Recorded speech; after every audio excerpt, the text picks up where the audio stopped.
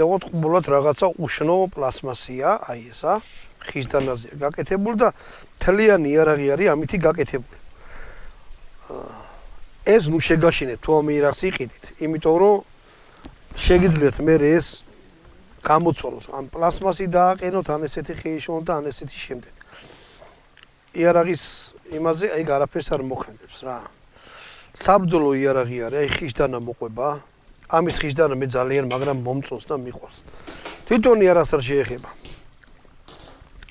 იარაღი თოჯინასავით რა.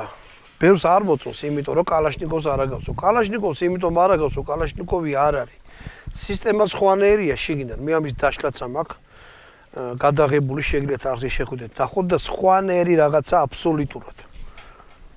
ხელზე არის ადვილად მისადები, ეხლა ამას ჩავდებ მე 10 ვაზნას, თავი რო აღარ შეგაწყენ და 10 ვაზნას ვისთვის სწრაფად.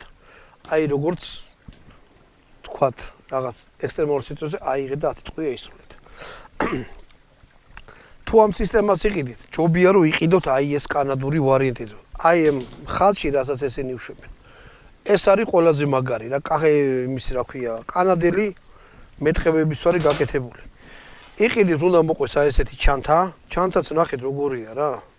მოფიქრებული რომ რახან მჭიდი არის გვერდზე, ანუ მოხრილი 30-იანი მჭიდია.